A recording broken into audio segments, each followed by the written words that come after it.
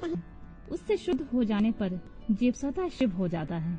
वह विशुद्धि शिवत्व है। मुनियों ने पूछा, सर्वव्यापी चैतन्य को माया किस हेतु से आवृत करती है? किस लिए पुरुष को आवरण प्राप्त होता है और किस उपाय से उसका निवारण होता है? वायु देवता बोले, व्यापक तत्व को भी आंशिक आवरण प्राप्त होता है, क्योंकि कला आदि भी व्यापक है। भोग के लिए किया गया कर्म ही उस आवरण में कारण है। मल का नाश होने से वह आवरण दूर हो जाता है। कला, विद्या, राग, काल और नियति, इन्हीं को कला कहते हैं। कर्म फल का जो उपभोग करता है उसी का नाम पुरुष है। कर्म दो प्रकार के हैं, पुण्य कर्म और पाप कर्म। पुण्य कर्म का फल सुख और पाप कर्म का फल दुख है। कर्म अनादि है और फल का उपभोग कर लेने पर उसका अंत हो जाता है। यद्यपि जड़ कर्म का चेतन आत्मा से कुछ संबंध नहीं है, तथापि अज्ञानवश जीव ने उसे अपने आप में मान रखा है। भोग कर्म का विनाश करने वाला है। प्रकृति को भोग्य कहते हैं और भोग का साधन है शरीर। बाहरी इंद्रियां और अंतःकरण उसके द्वार हैं। अतिशय भक्ति भाव से उपलब्ध हुए महेश्वर की कृपा प्रसाद से मल का नाश होता है और मल का नाश हो जाने पर पुरुष निर्मल शिव के समान हो जाता है। विद्या पुरुष की ज्ञान शक्ति की और कला उसकी क्रिया शक्ति को अभिव्यक्त करने वाली होती है।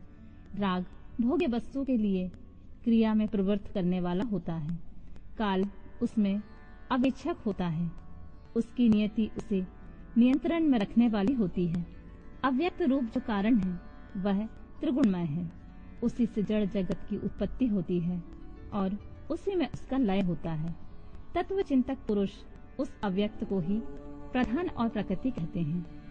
सत्व, रज और तम, ये तीनों गुण प्रकृति से प्रकट होते हैं। तिल में तेल की भांति वे प्रकृति में सूक्ष्म रूप से विद्यमान रहते हैं। सुख और उसके हेतु को संक्षेप में सात्विक कहा गया है।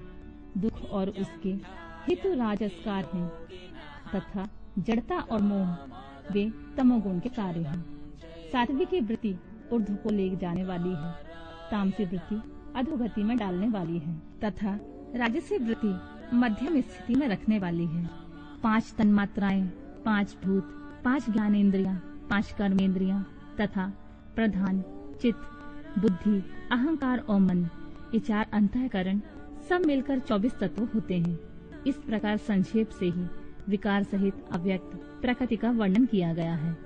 कारणावस्था में रहने पर इसे अव्यक्त कहते हैं और शरीर आदि के रूप में जब यह कार्यावस्था को प्राप्त होता है तब उसकी व्यक्त संज्ञा होती है। ठीक उसी तरह जैसे कारणावस्था में स्थित होने पर जिसे हम मिट्टी कहते हैं, वही कार्यावस्था में घट आदि नाम धारण कर लेती है। जैसे घट आदि का कार्य मृत्यु के आदि कारण से भी अधिक भिन्न नहीं है, उसी प्रकार शरीर आदि व्यक्त पदार्थ अव्यक्त से अधिक भिन्न नहीं है। इसलिए एकमात्र अव्यक्त ही कारण उनका आधारभूत शरीर तथा भोग्य वस्तु है, दूसरा कोई नहीं। मुनियों ने पूछा, प्रभु, बुद्धि, इंद्रिय और शरीर से व्यतिरिक्त किसी आत्मा नामक वस्तु की वास्तविक स्थिति कहाँ है? वायु देवता बोले, महर्षियों, सर्वव्यापी चेतन का बुद्धि, इंद्रिय और शरीर से पार्थक्य अवश्य है।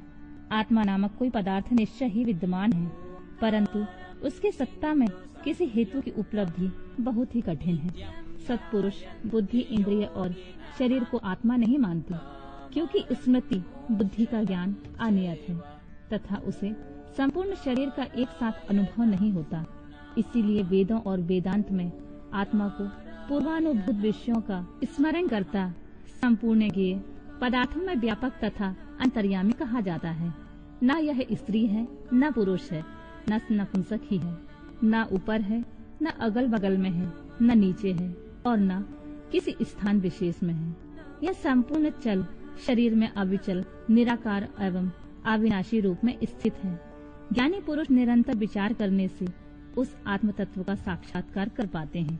पुरुष का यह जो शरीर कहा गया है, इससे बढ़कर अशुद्ध, पराधीन, दुखमय और अस्थिर दूसरी कोई वस्तु नहीं है। शरीर ही सब विपत्तियों का मूल कारण है।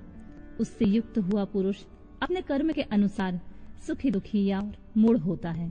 जैसे पानी से सींचा हुआ खेत अंकुर उत्पन्न करता है, उसी प्रकार अज्ञान से अप्रभावित हुआ कर्म नूतन शरीर को जन्म देता है।